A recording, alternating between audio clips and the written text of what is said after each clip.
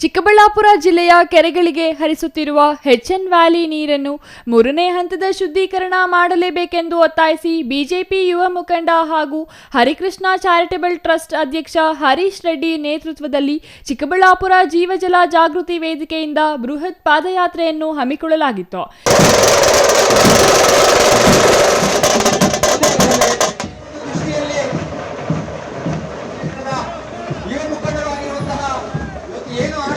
ನಮ್ಮ ಹರೀಶ್ ರೆಡ್ಡಿ ಅವರು ನಿಧಾನಕ್ಕಾಗಿ ಮುಂದಿನ ದಿನಗಳಲ್ಲಿ ಬೃಹತ್ತಾದಂತಹ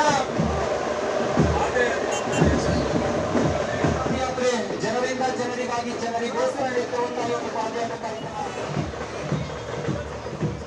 ಬೆಂಬಲವನ್ನ ಏನು ಕೊಡ್ತಾ ಇದ್ರ ಇದನ್ನು ನೋಡಿದ್ರೆ ಗೊತ್ತಾಗುತ್ತದೆ. ತಮ್ಮದೇ ಚಾಕುವನ್ನು ಮುರಿಸಿರುವಂತಹ ನಮ್ಮ ಹರೀಶ್ ರೆಡ್ಡಿ ಶುದ್ಧ ನೀರಿಗಾಗಿ ಬೃಹತ್ ಪಾದಯಾತ್ರೆ ಹೋರಾಟದಲ್ಲಿ ಕನ್ನಡಪರ ಸಂಘಟನೆ, ದಲಿತ ಸಂಘಟನೆಗಳು, ರೈತರು ಹಾಗೂ ಇನ್ನೂ ಹಲವಾರು ವಿವಿಧ ಸಂಘ ಸಂಸ್ಥೆಗಳು, ಯುವಕರು, ಮಹಿಳೆಯರು ಸಾವಿರಾರು ಸಂಖ್ಯೆಯಲ್ಲಿ ಭಾಗವಹಿಸಿದ್ದರು. ಇನ್ನು ಶುದ್ಧ ನೀರಿಗಾಗಿ ಬೃಹತ್ ಪಾದಯಾತ್ರೆ ಮೆರವಣಿಗೆ ಚಿಕ್ಕಬಳ್ಳಾಪುರ ನಗರದ ಶನಿ ಮಹಾತ್ಮ ಸ್ವಾಮಿ ದೇವಾಲಯದಿಂದ ಪ್ರಾರಂಭವಾಗಿ ನಗರದ ಬಿಬಿ ರಸ್ತೆ ಮೂಲಕ ಶಿಡ್ಲಘಟ್ಟ ವೃತ್ತದಲ್ಲಿ ಕೊನೆಗೊಂಡಿತು. ನಂತರ ಶಿಡ್ಲಘಟ್ಟ ಸರ್ಕಲ್ನಲ್ಲಿ ಪಾದಯಾತ್ರೆ ಉದ್ದೇಶಿಸಿ ಹರೀಶ್ ರೆಡ್ಡಿ ಮಾತನಾಡಿದರು. ಸರ್, ಏನು ಮೊನ್ನೆ ದಿನ ಈ ಹಿಂದೆ ಅನೇಕ ಬಾರಿ ಹೋರಾಟಗಳನ್ನು ಕೂಡ ಮಾಡಿದ್ವಿ. ಸರ್ಕಾರಕ್ಕೆ ನೇರವಾಗಿ ನಮ್ಮ ಏನು ಕಲುಷಿತ ನೀರು ಬರ್ತಾ ಇದೆ, ಕಂದವಾರ ಕೆರೆ ಆಗಿರ್ಬೋದು, ಅಮಾಲಿ ಗೋಪಾಲಕೃಷ್ಣ ಕೆರೆಗೆ ಎಚ್ಎನ್ ವ್ಯಾಲಿ ನೀರನ್ನು ನಾವು ಸರ್ಕಾರದ ಗಮನಕ್ಕೆ ಕಳಿಸ್ಕೊಡೋಂಥ ಕೆಲಸ ಮಾಡಿದ್ವಿ. ಅವರು ಸರ್ಕಾರದಲ್ಲಿ ಈ ನೀರನ್ನು ಅವರು ರಿಸೀವ್ ಮಾಡಿಕೊಂಡು ಕೂಡ ಇದ್ರ ಬಗ್ಗೆ ಅನಾಹುತಗಳಾಗ್ತಾ ಇರೋದು ಅವ್ರ ಗಮನಕ್ಕೆ ಇದ್ದರೂ ಕೂಡ ಇದ್ರ ಪರ ಯಾವುದೇ ರೀತಿ ಚಕಾರನ್ನು ಎತ್ತದೆ. ಅವ್ರ ಸರ್ಕಾರ ಚುನಾವಣೆಗಳು ಬ್ಯುಸಿಯಲ್ಲಿರೋದ್ರಿಂದ ನೇರವಾಗಿ ಸರ್ಕಾರಕ್ಕೆ ಎಚ್ಚರಿಕೆ ಕೊಡಬೇಕಂತ ಒಂದು ದೊಡ್ಡ ಮಟ್ಟದ ಸಂದೇಶ ಕೊಡಬೇಕಂತ ಹೇಳ್ಬಿಟ್ಟು ನಾವು ಹಿಂದೆ ಹೇಳಿದಂತೆ ಇವತ್ತಿನ ದಿನ ನಮ್ಮ ಚಿಕ್ಕಬಳ್ಳಾಪುರ ಜಿಲ್ಲೆಯಲ್ಲಿ ಪಾದಯಾತ್ರೆ ಮೂಲಕ ಸರ್ಕಾರ ಕಣ್ಣು ತೆರೆಸುವಂಥ ಕೆಲಸ ಇವತ್ತಿನ ದಿನ ನಾವು ಮಾಡಿದ್ದೀವಿ.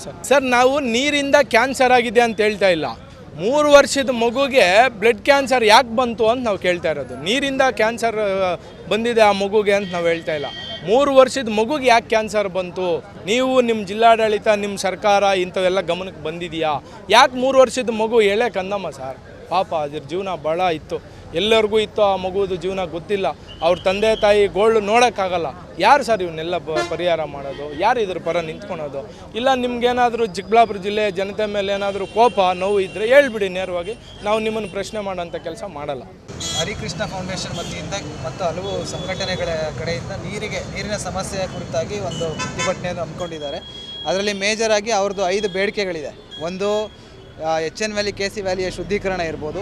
ಎರಡನೇದು ಎತ್ತಿನ ಹೊಳೆ ಯೋಜನೆ ಇದೆಯಲ್ಲ, ಅದರ ಒಂದು ಮರುಪರಿಶೀಲನೆ, ಮತ್ತು ಬೋರ್ವೆಲ್ಗಳಲ್ಲಿ ಈಗ ಬರ್ತಾ ಇರೋ ನೀರಿನ ಪರಿಶೀಲನೆ, ಅಂದರೆ ಅದು ಕುಡಿಯೋಕ್ಕೆ ಯೋಗ್ಯ ಇದೆಯಾ ಮತ್ತು ಏನು ಪಶುಗಳು ಸೇವಿಸೋಕ್ಕೆ ಯೋಗ್ಯ ಇದೆಯಾ ಅಂತ ಅದನ್ನೊಂದು ಪರಿಶೀಲನೆ ಮಾಡಿ, ಮತ್ತು ಆಲಮಟ್ಟಿ ಮತ್ತು ಪೆನ್ನಾರ್ ನದಿಗಳಿಗೆ DPR ತಯಾರು ಮಾಡಬೇಕು. ಮತ್ತು ನಮ್ಮಲ್ಲಿ ಏನೀಗ ಮಳೆ ನೀರಿನಿಂದ ಬಂದು ನೀರು ನಮ್ಮಲ್ಲಿ ಉಳಿತದಲ್ಲ, ಅದು ಹರಿದೋಗ್ತಾ ಇದೆ. ಅದಕ್ಕೆ ಒಂದು ಡ್ಯಾಮನ್ನು ಕಟ್ಟಿ ಇಲ್ಲಿ ಬರೋಂಥ ನೀರನ್ನು ಇಲ್ಲೇ ಈ ಉಪಯೋಗ ಮಾಡೋಂಥ ಒಂದು ಯೋಜನೆಗಳನ್ನ ರೂಪಿಸಬೇಕು ಅಂತ ಹೇಳ್ಬಿಟ್ಟು ಒಂದು 4-5 ಬೇಡಿಕೆಗಳನ್ನು ಇವತ್ತು ಪ್ರತಿಭಟನೆ ಮೂಲಕ ಜಿಲ್ಲಾಡಳಿತದ ಮುಂದೆ ಇಟ್ಟಿದ್ದಾರೆ. ಮತ್ತು ಅದರಂತೆಯೇ ಅವರು ನಮ್ಮ ಚೀಫ್ ಮಿನಿಸ್ಟರ್ಗಿರ್ಬೋದು ಮತ್ತು ಪ್ರಧಾನಿ ಮಂತ್ರಿಗಳಿಗಿರ್ಬೋದು ಕೆಲವ್ರಿಗೆಲ್ಲರಿಗೂ ಬೇಡಿಕೆಗಳನ್ನು ನಮ್ಮ ಮೂಲಕ ಕಳಿಸ್ಬೇಕು ಅಂತಲೂ ಹೇಳಿದ್ದಾರೆ. ಸೊ ಇದಕ್ಕೆಲ್ಲ ಒಂದು ಚರ್ಚೆ DC ಅವ್ರ ಹತ್ರ ಚರ್ಚೆ ಮಾಡಿಬಿಟ್ಟು ನಾವು DC ಅವ್ರ ಗಮನಕ್ಕೆ ತಂದು ಅವ್ರಿಗೆ ಸರ್ಕಾರದ ಮಟ್ಟದಲ್ಲಿ ಮಾತಾಡ್ತೀವಿ ಅಂತಲೂ ಕೂಡ ಈಗ ಅವ್ರಿಗೆಲ್ಲ ಹೇಳಿದ್ದೀನಿ. ಅದರಂತೆ ನಾವು ಮಾಡ್ತೀವಿ. Thoudanahalli Ramesh, CTV news, Chikkaballapur.